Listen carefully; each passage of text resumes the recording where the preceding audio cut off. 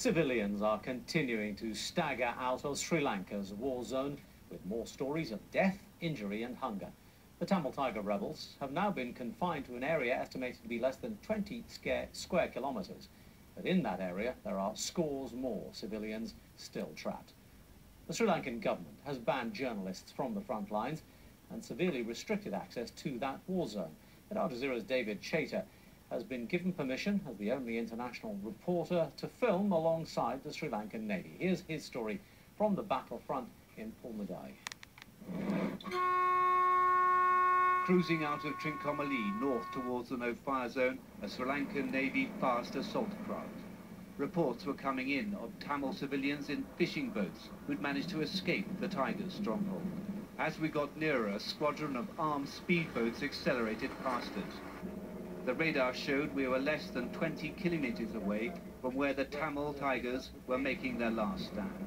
It was here we found the families, still within range of the battlefield mortars held by the Tigers. Their ordeal was almost over, but they were desperately in need of food and water. The crew of P-422 stopped their engines and threw bottles and biscuits over the side to them. This is the shoreline reception camp, where they took their first steps away from the sound of gunfire for the first time in 4 months. The first peaceful night for these families, so near yet so far. They had to be searched for explosives and weapons. Suicide bombers have infiltrated their ranks before with deadly effect. Hospital beds and medical care were at hand. This man had a suppurating bullet wound in his back. This woman, barely conscious, suffering from malnutrition and dehydration. The families stared in almost disbelief at the food handed out to them. Hunger and thirst have been a daily part of their lives. One of the mothers told me the Tamil Tigers had stolen most of the humanitarian aid and sold it on to the people. She couldn't afford to buy it. This man said he'd slipped away overnight. People were crowding around trying to get onto the boats.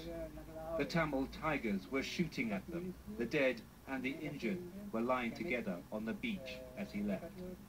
One thing unites every single Tamil family that I've spoken to who managed to escape from the no-fire zone: their relief to be free at last.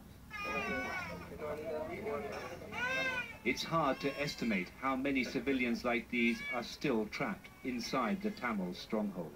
It's been described as a humanitarian disaster.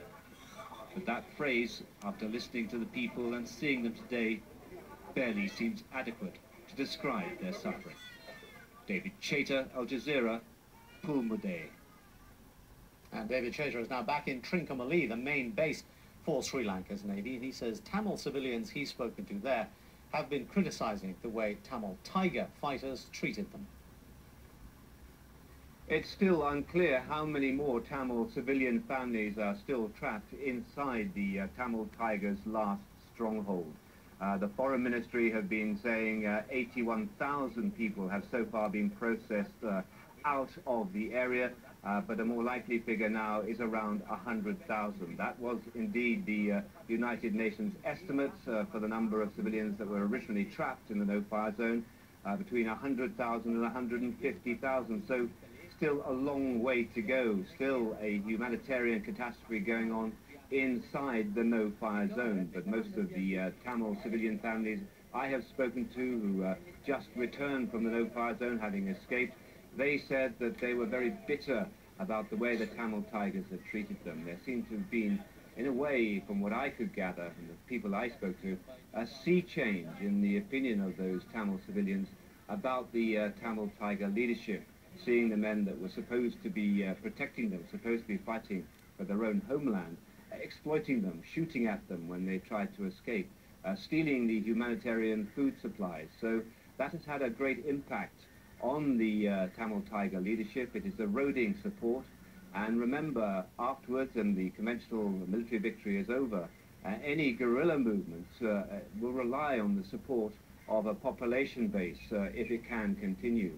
And the Tamil Tigers in their last few weeks in this military campaign have turned the people against them.